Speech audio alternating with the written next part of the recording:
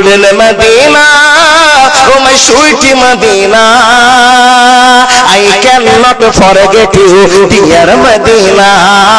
I cannot forget you, dear Medina. Cannot forget, could not forget, dear Medina. Cannot forget, could not forget, dear Medina. I can you, dear Medina. You are better than Arse Mohalla. You are better than Arse Mohalla. Dear Prophet Islam, I cannot forget you, dear Medina. যদি সেই ফাঁকে যাও থেকে বাঁচতে চাও, ওই নোংরা জায়গা থেকে বাঁচতে চাও, তোমাদের একটা কাজ করতে হবে। হাক্কা তুকাতিহি ওয়ালা তামুতুন্না ইল্লা ওয়া আনতুম মুসলিমুন। পূর্ণ ঈমানদার মুসলমান হয়ে পৃথিবী ছেড়ে যেতে হবে। তাহলে এখানে পূর্ণ ঈমানদার নাই না, অনেকে আছে, সবাই আছে আলহামদুলিল্লাহ।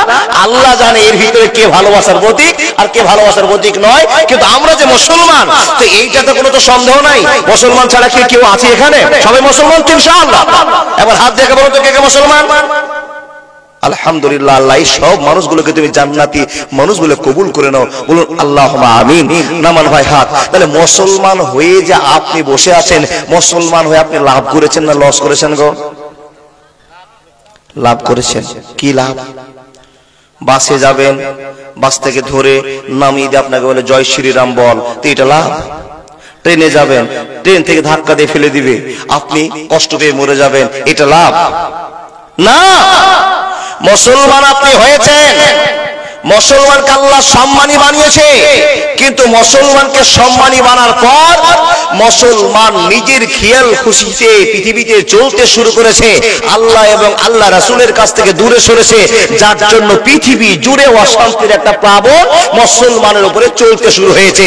আপনাকে আল্লাহ তো সম্মান দিয়েছে, কিন্তু আপনি আপনার সম্মান ধরে রাখতে পারেননি।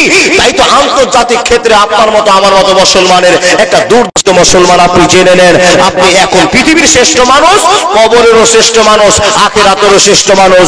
এই প্রসঙ্গে আজকে আপনাকে ওয়াজ শোনা হবে। আল্লাহর বান্দা আল্লাহ পাক রব্বুল আলামিন বলছেন, আমি যাকে চাই তাকে পৃথিবীতে সম্মানী করি, আবার আমি যাকে চাই তাকে আমি জিল্লাতির মধ্যে ফেলে দিয়ে তার জীবনযাত্রা শুরু করতে পারে।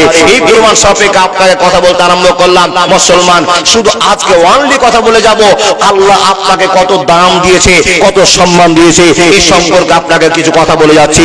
বন্ধু, আব্বাজান, দাদা, বন্ধুরা আমার মনোযোগ দেন। তাহলে আমরা মুসলমান হয়ে সম্মানী হয়েছি না অসম্মানী?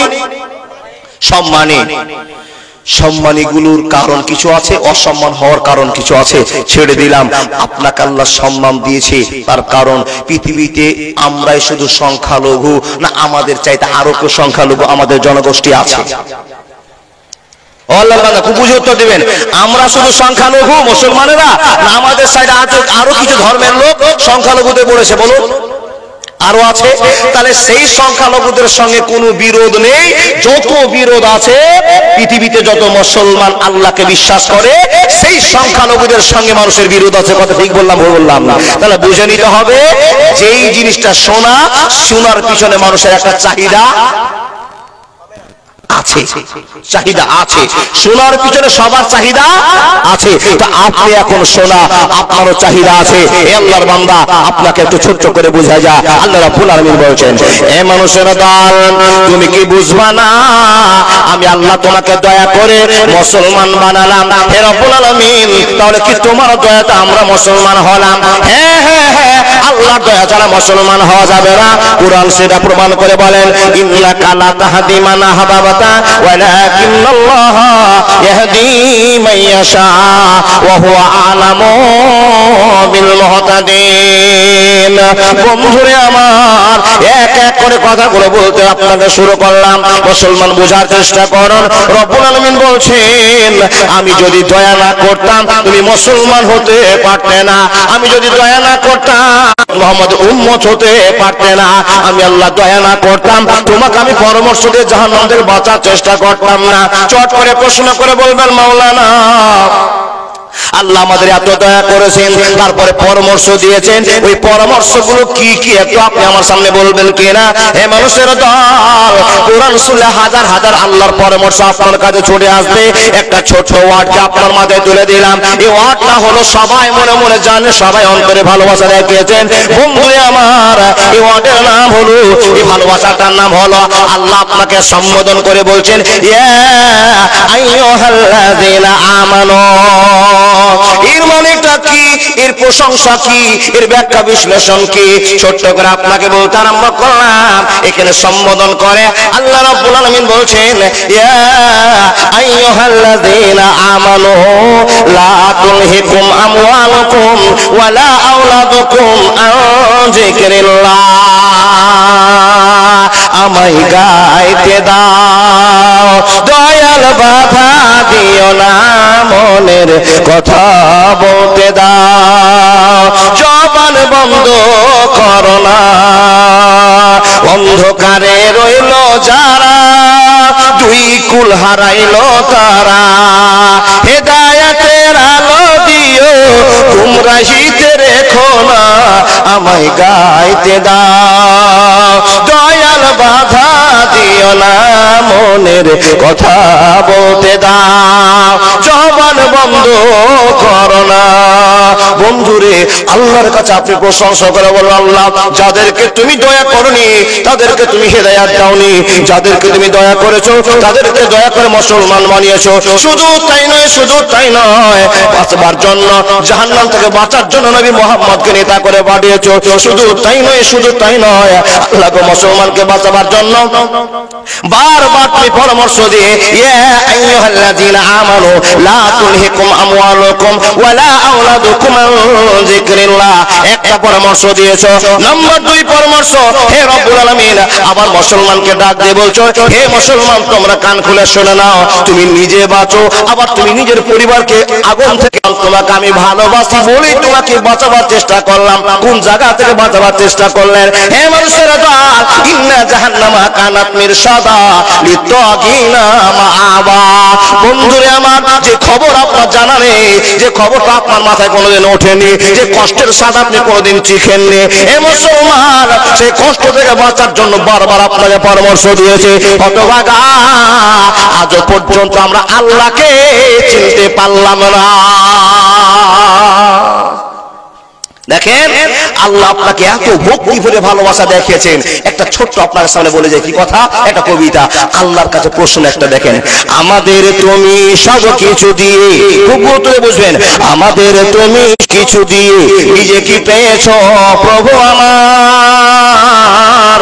কয়টি মানুষ নামাজ পড়ে তোমাকে বুঝায় হক তোমার, তোমাকে বুঝায় হক তোমার। যাহাদের তুমি জন্ম দানিলে, যাহাদের তুমি জন্ম দানিলে, শ্রেষ্ঠ জীবের কোলে, বিনিময়ে তুমি অপসনা চাও, কোরআনে ঘোষণা দিলে। হারামের তারা ডানা সাজিয়ে, হারামের তারা ডানা সাজিয়ে, গরম করিল পাপাজার। আমাদের তুমি সব কিছু দিয়ে নিজে কি পেয়েছ প্রভু আমার? কয়টি মানুষ নামাজ পড়ে তোমাকে বুঝায় হক তোমার?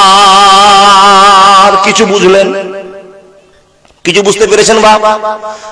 এ আল্লাহর বান্দা, আল্লাহ যা আপনাকে এতটা ভালোবাসা দেখিয়েছে, আল্লাহ যা আপনাকে এত ভালোবাসার খবর দিয়ে পাঠিয়েছে, আপনি আল্লাহর জন্য কি করেছেন বলুন?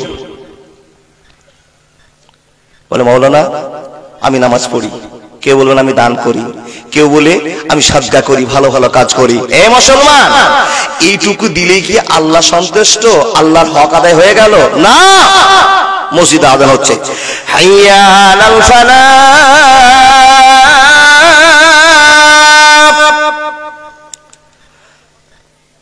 আল্লাহু আকবার, আল্লাহু আকবার, লা ইলাহা ইল্লাল্লাহ। আজানটা 5000 লোক শুনতে পেয়েছে, কথা ঠিক না ভুল? মাইকে আজান হলো, ভুলকি বাজার থেকে সবাই শুনতে পেল। অনেক লোকের কানে আজানের খবর হলো। আজানের খবর পেয়ে মানুষেরা চেতন হলো কিসে? এখন আমার মার ভাত রান্না হয়েছে দুপুর টাইম। কেউ চিন্তা করছে আমাদের স্কুল ছুটির টাইম, কেউ বলছেন কাজ বন্ধ করার টাইম। বিভিন্ন রকমের মানুষের বিভিন্ন চিন্তায় চলে আসলাম। মানুষের ঘর আমাদের জোহর আজান মানে ভাত খাওয়া আজান, আসর আজান মানে বিকেলে ফুটবল খেলা আজান, মাগরিবের আজান মানে উজু করে আবার বাড়িতে ঢুকে যাওয়ার আজান, এশার আজান মানে আপনাকে শুয়ার আজান। এই তো জীবনের প্রথা। কিন্তু জোহর আসর মাগরিব নিয়ে আপনি কোনো চিন্তা করলেন না।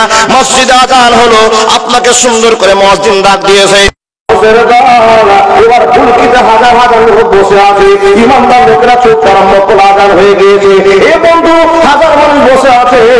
এইখান থেকে আমিরুল গাড়ি ছুটে ছুটে চলে আসলো। সন্ধ্যার সময় আমাকে ফোন করে বলছেন, ভাই এত আজান হয়ে গেল, তুমি কোথায় নামাজ পড়বে? আমি বললাম, দাদা আমি এখন নামাজ পড়বো, কোথায় বলতে পারছি না, গাড়িতে উঠে আছে। আল্লাহর বান্দা উনি বললেন চলে আসেন আমার কাছে নামাজ পড়বেন। এরকম তাতে বুঝে নিলাম আমিরুল গাড়ি বাজার থেকে ফোন করে দিয়েছেন নামাজ পড়তে বলবেন। আজান হয়ে গেল। এখান থেকে বোঝা গেল আজানের গুরুত্ব ভারত আমিরুল কারীর কাছে আছে, মাদানী সাহেব কাছে আছে, মুরগি সাহেবের কাছে আছে, কিছু কিছু লোকের কাছে আছে। আর ৫,০০০ লোক আজান শোনার সঙ্গে সঙ্গে কারো চিন্তা হয়ে গেল এটা ভাত খাওয়া আজান, কেউ এটা ছুটির আজান। বন্ধু আমার বিভিন্ন টেনশনে জীবন কাটাতে আরম্ভ করলেন।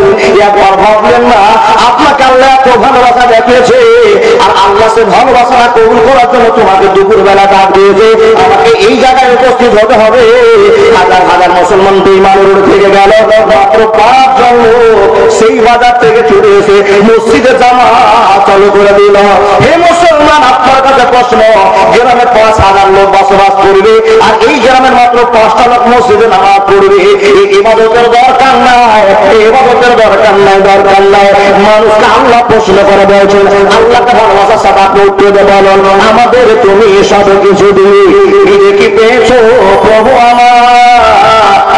কয়েকটি মানুষ নামাজ পড়ে তোমাকে বুঝায় হক তোমার। বাবু তুমি আমাদেরকে এত ভালোবাসা দেখিয়েছো, আমরা তোমাদের কি ঘুরিয়ে দিয়েছি? মাত্র গ্রামের ১০,০০০ লোক আছে, মাত্র ৩ জন লোক নামাজি। এটা দিয়ে আল্লাহর ওয়াকাতে করা যাবে? আপনি চিন্তা করেন মাওলানা আমি রোজা করি, আচ্ছা রোজা মাত্র ৬০ বছরের জীবনে ৫ বছর রোজা করে আল্লাহর ওয়াকাতে হয়ে গেল। কেউ কোন লোক বলে মাওলানা আমরা নামাজ রোজা হজ যাকাত করি। আরে বাপ, আপনার মাথায় এখনো ভুল ধারণা আছে, নামাজ রোজা করে জান্নাত পাওয়া যাবে না।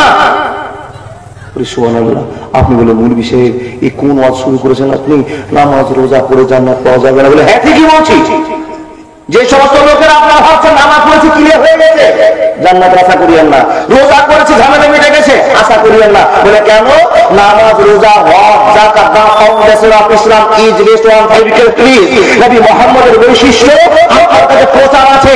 ৫টা বৈশিষ্ট্য আল্লাহ আপনার কাছে ওপেন করেছে। এই ৫টা বৈশিষ্ট্য মেনে টুকিটাকি যে আমল আছে সে আমলকে জোগাড় করলে জান্নাতের আশা করিয়ে মুসলমান হয়ে বসে আছেন। এর জন্য আপনার কপাল আল্লাহ করেছে, আপনাকে সম্মানী বানিয়েছে। কিন্তু এই ইবাদত দেখে জান্নাত যেতে পারবেন না। কেন জান্নাত যেতে পারবো না? আচ্ছা বলুন, একটা মানুষের ৬০ বছর বয়স, হিসাব একটা ছোট করে দিচ্ছি, একটা মানুষ ৬০ বছর বয়স, তো মার পেট থেকে বেরোনোর পর কি সে নামাজি হয়ে যায় না? 10 বছর চলে গেল, আমাদের কাছে নবী মুহাম্মদ প্রচার করে বলছেন, নবী তো আমাদের আইডিয়া লাকাদ কানা লাকুম ফি রাসূলিল্লাহি উসওয়াতুন হাসানাহ। হে আল্লাহর বান্দা, আইডিয়াল নবী আমাদেরকে বলছেন 7 বছরের ট্রেনিং শুরু করো, 10 বছর পিটন শুরু করো। কোন বাপ করেছেন? করতে পারেননি। তাহলে ধরে নিলাম যদি কোনো ভালো প্রেমারির লোক হয় তো 10 বছরের ভিতরে 10 বছরের বয়স হতে ছেলেটা নামাজ ধরে নিয়েছে, নামাজি বানিয়ে দিয়েছেন। এই ছেলেটা যদি 60 বছর টানা নামাজ পড়ে তো তার জীবনে এত যোগ্য করে দেখা দেবো। 60 বছর নামাজ পড়ে হিসাব করে দেখা গেল মসজিদে একটা মুসাল্লি গিয়ে সময় কতটা কাটায়?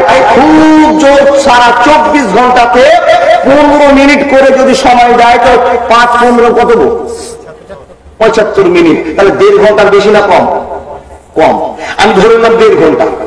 আরো কোন মুরব্বী আছে যারা মসজিদের কোণে বসে সুবহানাল্লাহ আলহামদুলিল্লাহ লা ইলাহা ইল্লাল্লাহ আল্লাহু আকবার করতে করতে সময় কাটিয়ে দেয়। এই লোকটা যদি সারা 24 ঘন্টাতে 1.5 ঘন্টা আল্লাহকে সময় দেয়, সারা 24 ঘন্টাতে 1.5 ঘন্টা আল্লাহকে দিলেন, বাকি 22.5 ঘন্টা কি করেছেন? ইবলিসের চর হয়ে আপনি জীবন কাটিয়েছেন। আচ্ছা, আমার হিসাবটা বুঝতে পারছেন তো? বুঝে যাচ্ছে তো কথাগুলো? দেখেন, এবার একটা মানুষ যদি 1.5 ঘন্টা 24 ঘন্টার জিন্দেগিকে প্রাধান্য দিয়ে 1.5 ঘন্টা 24 ঘন্টাতে ইবাদত করে, তাহলে 60 বছরে যা হিসাব করে ক্যালকুলেশন করে পাওয়া গেল, 60 বছরে একটা মানুষ মাত্র 3.5 বছরের কিছু বেশি দিন নামাজ পড়লো। প্রশ্ন মুসলমান, আপনার কাছে আমার আবেদন, 3.5 বছর নামাজ পড়ে 60 বছরের হিসাব দিবেন কি করে? 60 বছর আপনি নামাজ পড়েছেন, সাল্লু কামা রাআইতুমুনি উসাল্লি, যদি নবীর তারিখে হয় তাহলে 3.5 বছরের কিছু বেশি। আর নামাজ তো এখানে যতগুলো লোক বসে আছেন, মুলবি মাওলানা বাদ দিয়ে যারা আবেগ লোক, যারা মুরব্বী লোক, যারা নামাজ পড়ছেন, আমি তো ভাবছি মনে মনে 80% লোকেরই নামাজে গোলমাল আছে, দাদা ঝামেলা আছে। তার কারণ উজুতেও গোলমাল আছে। উজু আমরা জানি মুখমণ্ডল ধুতে হবে। আচ্ছা, উজু কাকে বলে? উজু কোন জায়গা থেকে বা? এই যে কপালের চুল থেকে নিয়ে এই যে বাউন্ডারিটা দেখছেন না, এই যে বাউন্ডারি দেখতে পাচ্ছেন তো, এখান থেকে। আচ্ছা, এই হুলকুমের উপরে থুতু যে জায়গাটা আছে, কটা মুসাল্লি ভিজান? প্রশ্ন আপনার কাছে। যদি আপনার এই জায়গাটা না ভিজে তাহলে তো উজু হলো না, আর উজু না হলে নামাজও হলো না। ও আল্লাহর বান্দা, আবার দেখেন কোন লোক নামাজ পড়ে যাচ্ছে, নবী মুহাম্মদ বলছেন আল্লাহ নিজে পবিত্র, পবিত্রতা গ্রহণ করে না। আপনি নামাজি বটে, কিন্তু আপনি যে শার্টটা পরে আছেন, পাঞ্জাবি, আপনার লুঙ্গিটা পরে আছেন, এই পাঞ্জাবিটা, এই লুঙ্গিটা, এই আপনার টুপিটা হালাল টাকার নয়, কিংবা অপবিত্র আছে, নামাজ হবে? ধরে নিলাম সবকে বাদ দিয়ে যদি একটা মুসাল্লি 60 বছর নামাজ পড়ে, তাহলে 3.5 বছর নামাজ পড়লো। চুপ চট্ট করে কথাটা বুঝে যাবেন। আপনি বলে মাওলানা নামাজও পড়ি, রোজাও করি। রোজা আপনি করলেন কতদিন? বছরে 1 মাস। বছরে 1 মাস। তো যারা বছরে 1 মাস রোজা করেন, কিছু মুসাল্লি আবার আছে রোজার 8 দিন আগে থেকে খালি পেট ধরে রাস্তায় হেঁটে বেড়াবে। এ ভাই কি হয়েছে? বলে ভাই আমার পেটে গ্যাস বেড়ে গেছে। গ্যাস বাড়ার কারণটা জানেন? ওই যে রোজা ঢুকছে, বুঝতে পারেননি? ওই রোজা আসছে, তাই এটা অভিনয় না দেখলে গ্রামের লোক তো ঠাট্টা বিদ্রুপ করবে। আমি তো অভিনয় করে দেখিনি। যেই লোকটা অভিনয় করেনি, অ্যাকচুয়ালি রোজা করেছেন। আপনি 60 বছর রোজা করলেন, 60 মাস, বছরে 1 মাস, তাহলে 60 মাস রোজা করলেন। এবার 60 কে ক্যালকুলেশন করেন তো। 60 কে যদি ভাঙাতে যান, 5 12 কত গো? 60। তাহলে 60 বছরের জিন্দেগিতে মাত্র 5 বছর রোজা করলেন। আচ্ছা, এ করলে কি আপনার ঝামেলা মিটে গেল? বন্ধু আমার, ঝামেলা মিটলো না। ঝামেলা মিটা তো আপনি পারলেন না। আপনি বলবেন মাওলানা কি করতে হবে? তাহলে বলে দেন। নামাজ পড়তে হবে, রোজা করতে হবে, হজ করতে হবে, যাকাত দিতে হবে, যেগুলো আপনার সামর্থ্যের মধ্যে আছে সেই কাজগুলো, ফরজ কাজ করতে হবে। শুধু তাই নয়, শুধু তাই নয়, আপনাকে ছোট্ট করে বলার জন্য, বোঝার জন্য আমি সুন্দর করে বলতে আরম্ভ করলাম। রাস্তায় একটা বড় ইট পড়ে আছে, এই ইটটাকে যদি আপনি মনে করেন আমি নামাজি, ইটকে আমি সরাবো না, ইটটাকে দূরে রাখবো না, কার কি হবে সে বুঝে যাবে। এবং আমার নামাজের নেকি আপনার ঠিক থাকবে না। আপনি ছোট্ট একটা আমল করেছেন, একে ডবল করার জন্য ইটটাকে দূরে সরিয়ে দিতে হবে। কোন জায়গায় একটা গরিব হাত তুলে থালি বাজিয়ে দিয়ে আপনার কাছে বলতে আরম্ভ করেছে লা ইলাহা ইল্লাল্লাহ, লা ইলাহা ইল্লাল্লাহ। হে মুসলমান, ফকির মিসকিন আপনার কাছে চাইতে আরম্ভ করেছে। ওকে 5 টাকা দিলেন, মাদ্রাসায় এসে জালসাতে দান করলেন, মসজিদে জালসাতে এসে দান করলেন।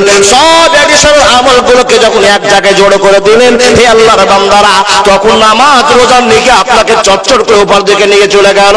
আর এই ভালোবাসার টানে আপনাকে ঘোষণা করে দেওয়া হলো নূরে সমিন ইবাদেনা মান কানা তাকিয়া, মান কানা তাকিয়া।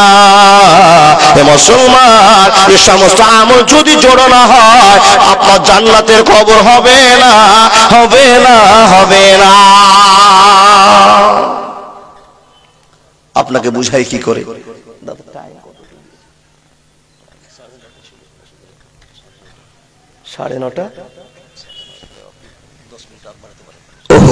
খবর শেষ।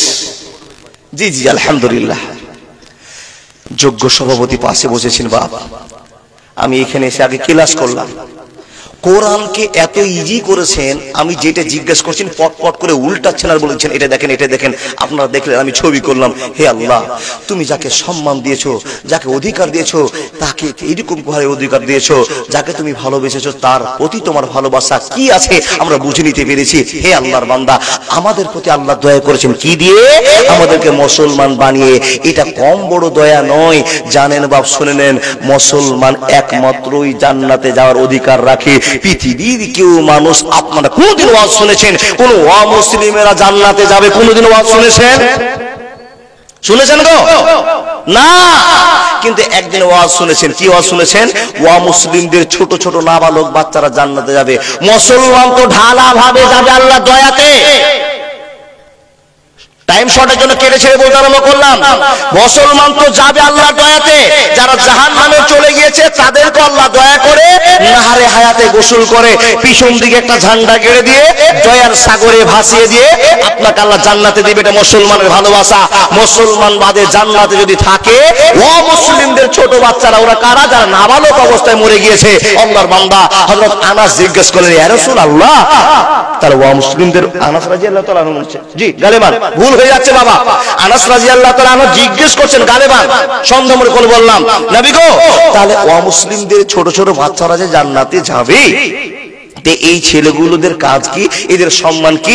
আমাদের মুসলমানের সম্মানের সাথে কি এদের সম্মান অ্যাডজাস্ট হয়ে যাবে? যখনই প্রশ্ন করা, দয়ার নবী বলতে আরম্ভ করলেন, ও সাহাবাত দল, তোমরা শুনে নাও, এত আল্লাহ সস্তা বিচার করেন না। আপনাদের কত দাম দিয়েছেন, কত সম্মান দিয়েছেন। হে মানুষ, আপনাকে আল্লাহ দুনিয়াতে সম্মান দিয়েছে, কবরে সম্মান দিয়েছে, আখিরাতেও সম্মান দিয়েছে। যদি আপনার গ্রুপের একটা গ্রুপ থাকবে, ওরা মুসলিমের ছেলে মেয়েরা থাকবে, তো আপনাদের সেবা করার জন্য তাদেরকে আল্লাহ নিযুক্ত করেছে, তাদেরকে আপনার নিযুক্ত করেছে। আপনি যতক্ষণ অর্ডার না করবেন সে কোনো কাজ করতে পারবে না। মুসলমান, আপনি চেয়ারে বসে আছেন আর ওই ছোট্ট ছোট বাচ্চারা আপনার সেবা করার জন্য দাঁড়িয়ে আছে।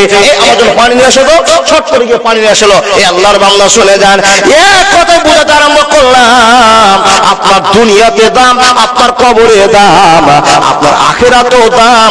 এত দাম হওয়া সত্ত্বেও বন্ধুরে আমার পূর্বের বক্তা হাজী সাহাবউদ্দিন সাহেবের গল্প এক মিনিট আপনাকে বলে যায়। যেই মুসলমানের এত দাম, আর যেই মুসলমানকে আল্লাহ জাহান্নাম থেকে বাঁচার জন্য চেষ্টা করেছেন, নবী মুহাম্মদকে রহমত করে আমাদের কাছে পাঠিয়েছেন, সেই মুসলমানের ব্যবহার দেখেন।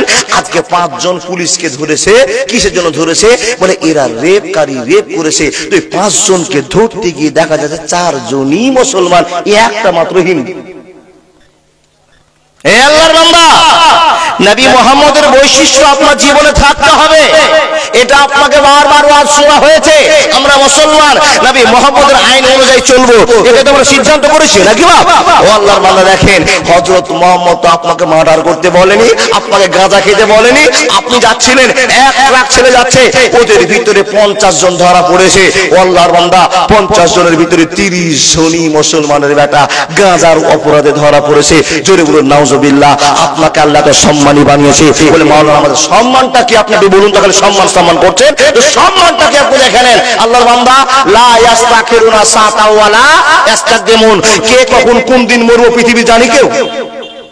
তাহলে দেখেন, এখন আপনি একটা সুস্থ মানুষ, আপনারা এখানে কেউ কেউ বসে আছেন যে বলতে পারবেন আমি কোনোদিন কারোর সাথে ঝগড়া ঝামেলা কোনো বিবাদ করিনি, আমার কোনো শত্রু নাই, এরকম লোক আছেন নাকি? থাকার কথা নয়। নবী মুহাম্মদুর রাসূলুল্লাহ পড়ুন সাল্লাল্লাহু আলাইহি ওয়াসাল্লাম, কেউ মানুষেরা এত ভালো জীবন কাটানোর পরেও সন্দেহ করেছে, খারাপ নজরে দেখেছে, শত্রু ছিল। তাহলে আপনার না থাকার কি আছে? ভালো তো ওনার চেয়ে হতে পারেন না। আল্লাহর বান্দা, দেখেন দেখেন দেখেন, হযরত মুহাম্মদ আপনাকে জ্ঞান দিয়ে বলছেন, উম্মতি ভালো করে শুনুন, তোমার দাম আমি আল্লাহ কত দিয়েছে আমার আল্লাহ দেখে নেন। এ মুসলমান, ভাইয়ের সঙ্গে বিবাদ করে আছেন, পড়োশির সঙ্গে বিবাদ করে আছেন, এলাকার মানুষের সঙ্গে বিবাদ করে আছেন, আপনি সুন্দর করে জালসা শুনতে এসেছেন, বাড়ি পৌঁছাতে পারলেন না, আপনার হঠাৎ করে মরণের খবর হয়ে গেল। লা ইস্তাখিরুনা সাতা ওয়া লা ইস্তাকদিমুন, মানুষের দল এই খবরটা আপনার বাড়ি চলে গেল, আপনাকে বাড়িতে নিয়ে যাওয়া হলো, আর মাওলানা সাহেবের কাছে খবর হয়ে গেল, ও মাওলানা মাওলানা আমার আব্বা ইন্তেকাল করেছে, মাইকে খবর দিয়ে দেন। ইমাম সাহেব মাইকে খবর দিচ্ছেন, ও বাসপাড়ার মানুষেরা, আমাদের গ্রামের হাজী সাহেব মারা গিয়েছে, সকাল 10টার সময় তার জানাজা হবে। কিংবা মোবাইলে খবর হয়ে গেল, এলাকায় খবর হয়ে গেল। বন্ধু আমার, সেই লোকটা যখন বেঁচে ছিল কোনো অত সম্মান ছিল না, মানুষের সঙ্গে ঝামেলা করে মরে গিয়েছেন। কিন্তু বন্ধুরে আমার, যখন আপনার খবর কানে শুনে নিয়েছে আপনি মরে গিয়েছেন, যত এলাকার লোক আপনাকে চিনে জানে, এই লোকটা সবাই মুখ থেকে আল্লাহর কাছে প্রশংসা করে বলছে, আল্লাহ ভাইকে তুমি জান্নাতবাসী করিও। আমার সঙ্গে একটা ছোট্ট বিবাদ ছিল, আল্লাহ আমি তাকে মাফ করে দিলাম, মাফ করে দিলাম, মাফ করে দিলাম। আচ্ছা, আপনারা কাউকে মাফ করেছেন এভাবে? তো একটু হ্যাঁ করেন। রাগারাগি একটা মনে আছে, যেমনই শুনলেন যে লোকটা মরে গিয়েছে, তখনই আপনি আর রাগ করে থাকতে পারলেন না, সঙ্গে সঙ্গে লোকটাকে মাফ দিয়ে দিলেন। এরকম হয় কি না? দেখেন সম্মান কত বাড়লো। রব্বুল আলামিন বলছেন, কুলিল্লাহুম্মা মালিকাল মুলকি তুতিল মুলকা মান তাশাউ ওয়া তানজিউল মুলকা মিম্মান তাশাউ ওয়া তুইজ্জু মান তাশাউ ওয়া তুযিল্লু মান তাশাউ বিয়াদিকাল খায়র ইন্নাকা আলা কুল্লি শাইইন কাদির। তোমার সম্মান আমি কেমন করে বাড়াবো, পৃথিবীর কেউ জানে না, জানে না, জানে না। মুহাম্মদুর রাসূলুল্লাহ আপনার কাছে খবর দিয়ে বলছেন, হে মানব জাতি তোমরা শুনে নাও, হে আমার উম্মতিরা শুনে নাও, তোমার সম্মান বেড়ে গেল, বেড়ে গেল। কি করে বাড়লো?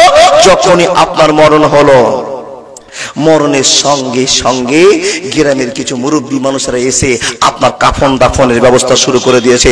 কাফন দাফনের ব্যবস্থা শুরু করে দিয়েছে। কিসের ব্যবস্থা শুরু করেছে? আপনাকে সম্মানী বানার সুযোগ নিয়েছে। আল্লাহর বান্দা, যারা আপনার মরণ মানুষটার জন্য এই কাফন পড়াতে আসে, গোসল দিতে আসে, কবর খুঁড়তে আসে, ওগুলো মদখোর জেনা করবো? আচ্ছা, বিশেষ করে বলেন, যেই লোকটা আপনাকে গোসল দিতে এসছে ওই লোকটা নামাজি, ওই লোকটা আল্লাহকে ভয় করে, তাই তো ছুটে এসছে, আমি এই লোকটাকে যদি গোসল দিই তো আমি এই লোকটা গোসল দিলে আমাকে আল্লাহ নেকি দিবে, এই উদ্দেশ্যে নামাজিরাই ছুটে আসে। কোন বেনামাজিকে দেখেছেন বাবা গোসল দিতে? খুব কম, দিলেও খুব কম। সম্মান বেড়ে গেল। হে মুসলমান, রব্বুল আলামিন বলছেন, আমি যাকে চেয়েছি তার সম্মান বাড়িয়ে দিয়েছি, আমি আল্লাহ যাকে চেয়েছি তাকে ডুবিয়ে দিয়েছি। প্রমাণ বোঝাতে আপনাকে শুরু করে দিলাম, যখন আপনি মরে গেলেন, এই আল্লাহ আপনার সম্মান বাড়িয়ে দিয়েছে। কেমন করে সম্মান বাড়িয়ে দিয়েছে? যে লোকটা আপনাকে গোসল করাচ্ছে, যে লোকটা আপনাকে উজু দিচ্ছে, সেই লোকটা মৌলভী সাহেবের কাছে বক্তব্য শুনেছে, মাদানী সাহেবের কাছে বক্তব্য শুনেছে। কি শুনেছে? মৃত ব্যক্তিকে জোরে জোরে স্পর্শ করা যাবে না, লাড়া যাবে না, গোতা যাবে না, তাকে কষ্ট দেওয়া যাবে না।